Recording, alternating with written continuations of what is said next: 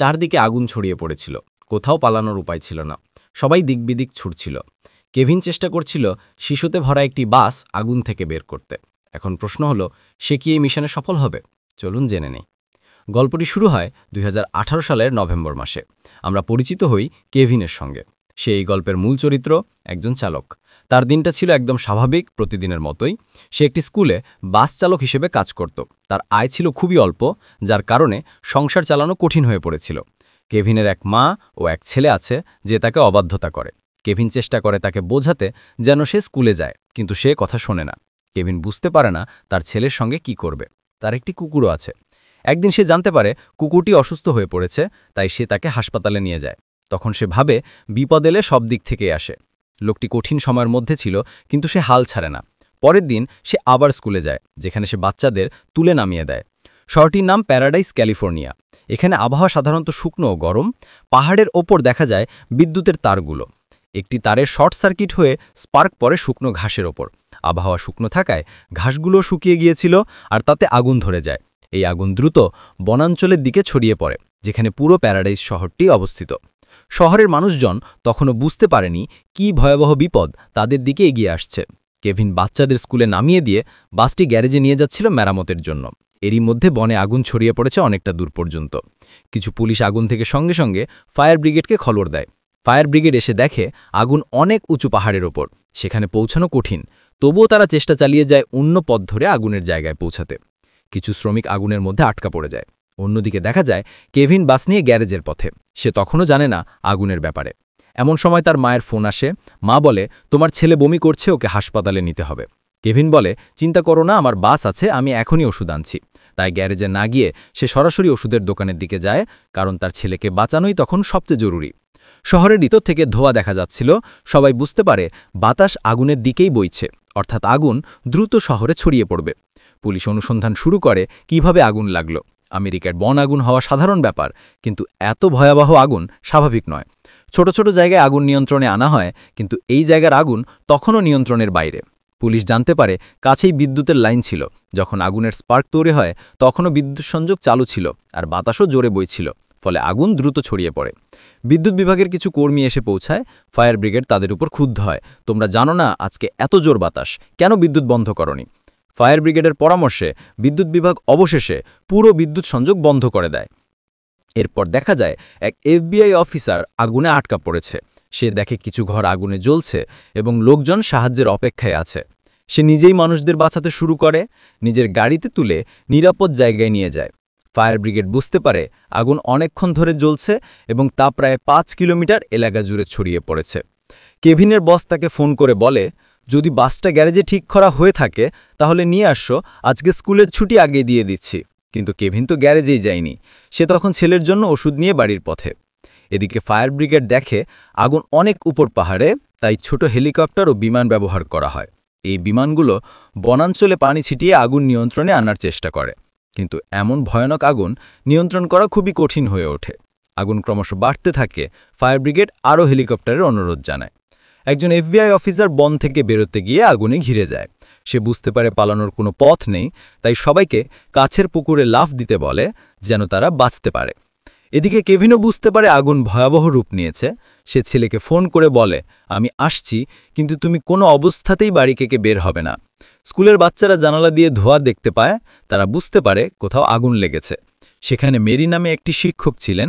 তিনি বাচ্চাদের একত্র করেন এবং বলে, সবাই শান্তভাবে বসে থাকো। অনেক অভিভাবক সন্তানদের নিতে স্কুলে আসে, কিন্তু এখনও 22 জন শিশুর বাবা মা পৌঁছাতে পারেনি। তখন স্কুলের এক কর্মী ঘোষণা দেয়, যেসব চালকদের খালি বাস আছে তারা যেন বাচ্চাদের নিতে আসে। কেউ সাড়া দেয় না। শুধু কেভিন বলে, আমি আসছি, আমি বাচ্চাদের উদ্ধার করব। সে দ্রুত স্কুলের দিকে বাস নিয়ে যায়। মেরি নামে শিক্ষক বলেন, চলুন আমরা চিকো নামে খোলা জায়গায় যাব। কেভিন বলে, আমি একা পারবো না, কেউ আমার সঙ্গে যাক। মেরি বলে, ঠিক আছে, আমি যাব। মেরি বাসে ওঠে। বাচ্চারা বসে পড়ে। ফায়ার ব্রিগেড আর পুলিশ তখন আগুন নেভাতে ব্যস্ত। সবাই প্রচণ্ড চাপের মধ্যে। কেভিনের বাস মাঝপথে যানজটে আটকে যায়। সবাই শহর ছাড়তে চাওয়ায় বিশাল ট্রাফিক জ্যাম তৈরি হয়। রাত নেমে আসে, কিন্তু কোনো পথ খালি হয় না। কেভিন মেরিকে বলে, আমি সামনে গিয়ে রাস্তা পরিষ্কার করি, তুমি ধীরে ধীরে বাস চালিয়ে আনো। সে অন্য গাড়ির চালকদের বোঝায়, আমার বাসে বাচ্চারা আছে, দয়া করে রাস্তা ছাড়ুন। অনেক কষ্টের পর বাস এগিয়ে যায়। চারদিকে ঘরবাড়ি জ্বলছে, আগুনে সবকিছু ধ্বংস হয়ে যাচ্ছে। মেরি বলে, আমরা থামতে পারবো না, আমাদের চিকোতে পৌঁছাতে হবে। আগুনের তাপ আর ধোঁয়ায় চারদিক অন্ধকার হয়ে যায়। বাচ্চারা ভয় পায়। মেরি তাদের শান্ত রাখার চেষ্টা করে। চিকো ক্যাম্পে আহত মানুষের জন্য তাঁবু বসানো হয়েছিল।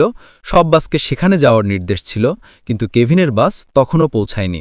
বাচ্চাদের অভিভাবকরা ভয়ে কাঁপছিল। কেভিন কিছুই দেখতে পাচ্ছিল না, তবুও সে সাবধানে বাস চালাচ্ছিল। বাচ্চারা তৃষ্ণায় কষ্ট পাচ্ছিল, পানি পাওয়া যাচ্ছিল না। তাই কেভিন আগুনের তীব্রতা কম এমন জায়গায় বাস থামায়। মেরি বলে, আমি পানি খুঁজে আনি। সে পাশের একটি বাড়িতে যায়, যা ছিল একটি পেট্রোল পাম্পের কাছে। ঠিক তখনই পেট্রোল পাম্পে বিস্ফোরণ হয়। অল্পের জন্য মেরি বেঁচে যায়। তবুও সে পানি নিয়ে আসে বাচ্চাদের জন্য। বাচ্চাদের তৃষ্ণা মেটে, কিন্তু আগুন আরও ভয়াবহ হয়ে ওঠে। কেভিন বাস চালিয়ে এগিয়ে যেতে থাকে। সে জানে না এই রাস্তা কোথায় যাচ্ছে, শুধু অন্ধকার আর ধোঁয়া। কেভিনের বস্তাকে ভোজায়, চিন্তা করবেন না, বাচ্চারা কেভিনের সঙ্গে আছে। একজন সাহসী চালক আর মেরি নামের শিক্ষিকা ওদের সঙ্গে আছেন। তারা বাচ্চাদের নিরাপদে ফিরিয়ে আনবেন। কেভিন বাস চালিয়ে এগিয়ে যায়। হঠাৎ কিছু মানুষ দৌড়ে এসে বলে, সামনে আর রাস্তা নেই, আগুনে সব ঘিরে গেছে, পায়ে হেঁটে পালাও। কিন্তু কেভিনের সঙ্গে ২২ জন শিশু। সে তাদের ফেলে যেতে পারে না। সে মেরিকে বলে, তুমি বাসে থেকো, আমি পথ খুঁজে দেখি। সে গিয়ে দেখে চারদিকেই আগুন, সামনে আগুন, পিছনেও আগুন। তাই সে সিদ্ধান্ত নেয়, আমরা এখানেই থামব, বাতাস কমলে চেষ্টা করব।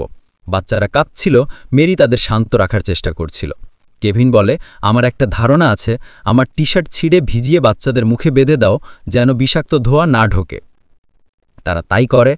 এদিকে পুলিশ বুঝতে পারে আগুন এত ভয়াবহ হয়েছে আর নিয়ন্ত্রণ করা সম্ভব নয়। তারা বলে, আগুন নেভানো নয়, এখন জীবন বাঁচানোই প্রধান লক্ষ্য। ফায়ার ব্রিগেডও মিডিয়াকে জানায়, চিন্তা করবেন না, আমরা সবাইকে নিরাপদে উদ্ধার করব। কেভিন ও মেরি একে অপরের সাথে কথা বলে নিজেদের ভয় ও কষ্ট ভাগ করে নেয়। তারা ভাবে হয়তো এটাই তাদের শেষ সময়। হঠাৎ আগুন আরও কাছে চলে আসে। কেভিন বাস থেকে নেমে চারপাশের আগুন নেভানোর চেষ্টা করে, কিন্তু বাতাস এত জোরে বইছিল যে কিছুতেই আগুন নিভছিল না। শেষে কেভিন বুঝতে পারে কেউ তাদের বাঁচাতে আসবে না। সে আবার বাসে উঠে এবং সিদ্ধান্ত নেয়, যা হোক, আমি বাস চালিয়েই যাব। প্রথমে বাস চলছিল না, কিন্তু অনেক চেষ্টা করে অবশেষে ইঞ্জিন চালু হয়। সে আগুনের ভিতর দিয়েই বাস চালাতে থাকে। এটা ছিল অত্যন্ত ঝুঁকিপূর্ণ। কোনো গাছ পড়ে গেলে বা বাসে আগুন লেগে গেলে সবাই মারা যেত। তবুও জানালা দরজা বন্ধ থাকায় ধোঁয়া ঢোকে না। কিছু না দেখতে পেলেও কেভিন ধীরে ধীরে বাস চালিয়ে যেতে থাকে। অনেক চেষ্টার পর অবশেষে সে এমন এক জায়গায় পৌঁছায় যেখানে আগুন পৌঁছায়নি। সে সেখানে বাস নিয়ে থামে। অভিভাবকরা দূর থেকে বাস দেখে বুঝতে পারে তাদের সন্তানরা ফিরে এসেছে। সবাই ছুটে যায়, সন্তানদের জড়িয়ে ধরে। সবাই কেভিন ও মেরিকে ধন্যবাদ জানায়, নিজেদের জীবন ঝুঁকিতে ফেলে বাচ্চাদের বাঁচানোর জন্য। এরপর কেভিন নিজের পরিবারকে খুঁজতে ক্যাম্পে যায়। সে তার মাকে পায়, জিজ্ঞেস করে, আমার ছেলে কোথায়? মা বলে, তোমার স্ত্রী ওকে নিয়ে গেছে। কয়েকদিন পর আগুন পুরোপুরি নিভে যায়, কিন্তু শহর এবং ঘরবাড়ি ছাই হয়ে গেছে। কেভিন নিজের জ্বলে যাওয়া বাড়িতে ফিরে আসে, পুরনো ছবি দেখে কাঁদে। ঠিক তখনই এক গাড়ি আসে। গাড়ি থেকে তার স্ত্রী ও ছেলে নামে। ছেলে দৌড়ে গিয়ে বাবাকে জড়িয়ে ধরে। তারা দুজনেই নিরাপদ। স্ত্রীও নিজের ভুল বুঝতে পারে, আর তারা আবার একসাথে থাকার সিদ্ধান্ত নেয়। এই ভয়াবহ ঘটনার পর তারা বুঝতে পারে পরিবারই আসল, একসাথে থাকাটাই সবচেয়ে বড় আশীর্বাদ, এবং এর মধ্য দিয়েই এই চলচ্চিত্রের গল্প শেষ হয়।